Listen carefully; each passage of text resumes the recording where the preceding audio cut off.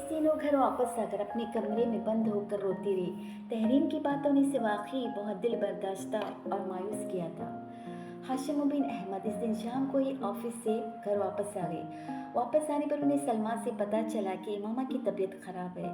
वो इसका हाल अहवाल पूछने इसके कमरे में चले आए।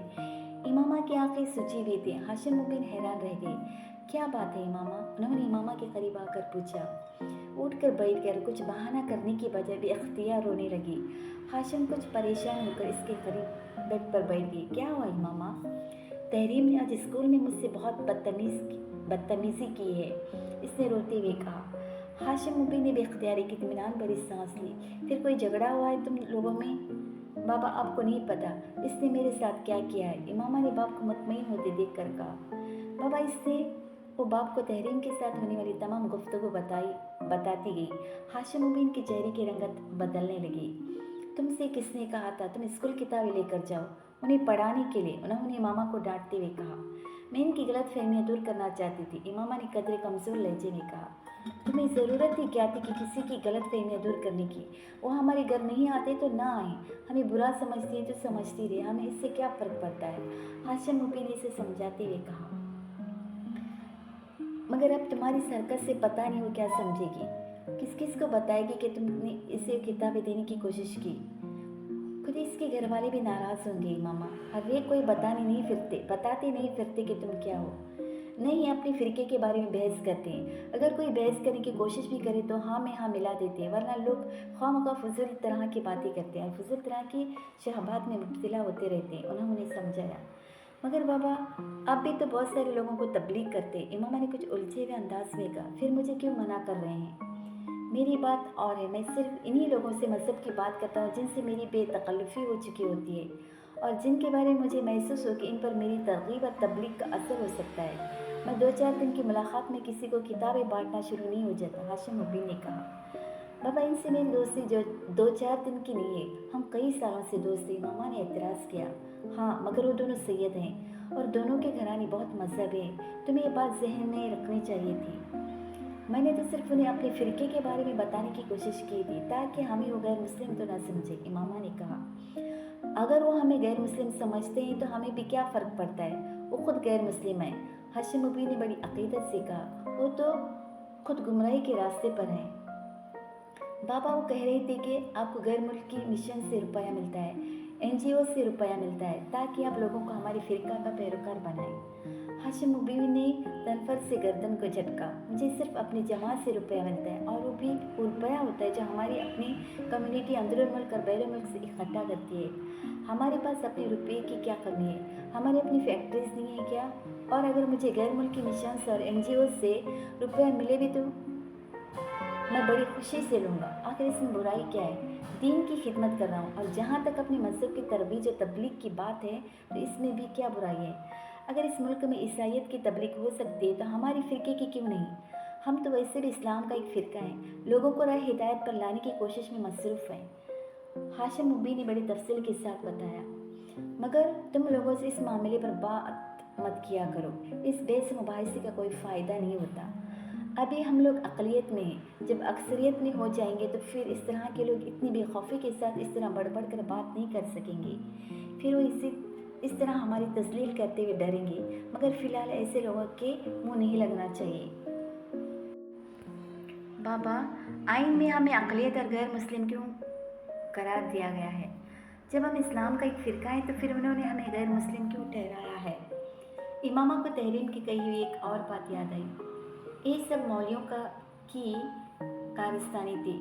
अपने अपने मकासद के हसूल के लिए वो सब हमारे खिलाफ इकट्ठे हो गए थे। हमारी तादाद भी ज़्यादा हो जाएगी तो हम फिर अपनी मर्ज़ी के कवानीन बनवाएंगे और इसी तरह की तमाम तरमीमात को आइन में से हटा देंगे, हाशिम मुबीन ने पुरजोश अंदाज में कहा। और तुम्हें इस तरह बेवकूफ़ों की तरह कमरे में बंद होकर रोने की ज़रूरत नहीं है, हाशिम मुबीन ने इसके पास से उठते हुए कहा। इमामा उन्हें वहाँ से जाते हुए देखती रही। तहरीम के साथ उसकी दोस्ती का आखिरी दिन था और इसमें तहरीम से ज़्यादा खुद इसका रवैया वजह था और तहरीम की बातों से इस हद तक दिल बर्दाश्त हुई थी कि अब तहरीम के साथ दोबारा पहले जैसे ताल्लुकात कायम रखना इसके लिए मुश्किल हो गया था। खुद तहरीम ने भी इसकी और इस खामोशी को फलाकने या तोड़ने की कोशिश नहीं की। हाशिम मुबीन अहमद अहमदी जमात के सरकर्दा रहनुमाओं से एक थे। इनके बड़े भाई अज़म मुबीन अहमद भी जमात के अहम रहनुमाओं में से एक थे। इनके पूरे ख़ानदान में से चंद एक को छोड़कर बाकी तमाम अफराद बहुत साल पहले इस वक्त कादियानियत इख्तियार कर गए थे जब अज़म मुबीन अहमद ने इस काम का आगाज़ किया था। जिन लोगों ने कादियानियत इख्तियार नहीं की थी वो बाकी लोगों से क़ता ताल्लुक़ कर चुके थे। अपने बड़े भाई अज़म मुबीन के नक्शे कदम पर चलते हुए हाशिम मुबीन ने भी मज़हब इख्तियार कर लिया। अज़म मुबीन ही की तरह उन्होंने अपने मज़हब के फ़रोग़ और तबलीग के लिए काम करना भी शुरू कर दिया। 10-15 सालों में वो दोनों भाई इस तहरीक के सरकर्दा रहनुमाओं में शुमार होने लगे।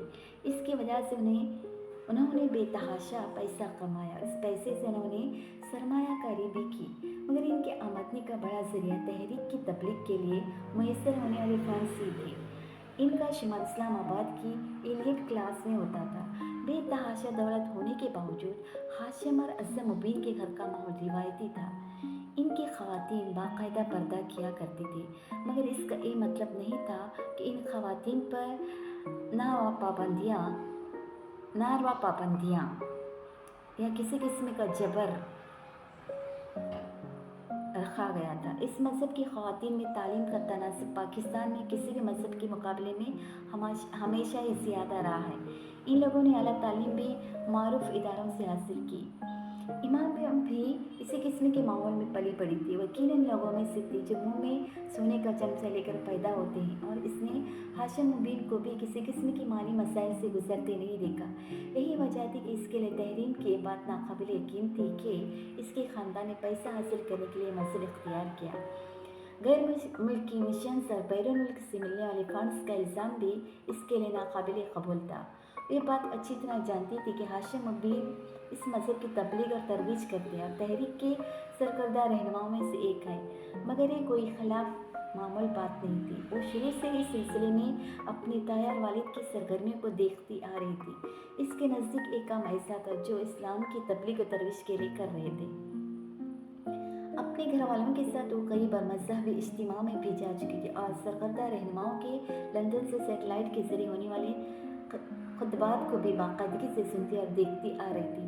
तहरीम के साथ होने वाले झगड़े से पहले इसने कभी अपने मज़हब के बारे में गौर करने की कोशिश नहीं की। इसके लिए अपना फ़िरका ऐसा ही था जैसे इस्लाम का कोई दूसरा फ़िरका। इसकी ब्रेन वाशिंग भी इसी तरह की गई थी। वो समझती थी कि सिर्फ वही सीधे रास्ते पर थे, बल्कि वही जन्नत में जाएंगे। अगरचे घर में बहुत शुरू में ही इसे बाकी बहन भाइयों के साथ ये नसीहत कर दी गई थी कि बिलावजह लोगों को ये न बताएं कि वो दरअसल क्या है। स्कूल में तालीम के दौरान ही वो भी जान गई थी कि 1974 सन में उन्हें पार्लियामेंट ने गैर मुस्लिम अक़लियत करार दिया था। वो समझती थी कि मजहबी दाव में अगर क्या किया जाने वाले एक सियासी फैसले, मगर तहरीम के साथ होने वाले झगड़े ने इसे अपने मज़हब के बारे में गौर करने और सोचने पर मजबूर कर दिया था। तहरीम से होने वाले झगड़े के बाद एक तब्दीली जो इसमें आई वो अपने मज़हब का मुतालिया था। तबलीगी मवाद के अलावा इन किताबों के अलावा जिन्हें इस मज़हब के मानने वाले मुक़द्दस समझते थे, इसने और भी बहुत सी किताबों का मुताला करना शुरू कर दिया और बुनियादी तौर पर इसी ज़माने में इसके उलझनों का आगाज़ हुआ। मगर कुछ अरसा मुतालिया के बाद इसने एक बार फिर इन उलझनों और इस्तिराब को अपने जहन से झटक दिया। मैट्रिक के फ़ौरन बाद असजद से इसकी मंगनी हो गई है। वो अज़म मुबीन का बेटा था। यह अगरचे कोई मोहब्बत की मंगनी नहीं थी, मगर इसके बावजूद इमाम और असजद की पसंद इस रिश्ते का बास बनी थी। निस्बत तय होने के बाद असजद के लिए इमामा के दिल में ख़ास जगह बन गई थी। अपनी पसंद के शख्स से निस्बत के बाद इसका दूसरा टारगेट मेडिकल में एडमिशन था और इससे इसके बारे में ज़्यादा फिक्र नहीं थी। वो जानती थी कि इसके बाप की पहुंच इतनी है कि अगर वो मेरिट पर न हुई तो तब भी वो इसे मेडिकल कॉलेज में दाखिला करवा सकते हैं, और अगर ये मुमकिन नहीं होता तो वो भी बैरून मुल्क जाकर मेडिकल की तालीम हासिल कर सकती थी।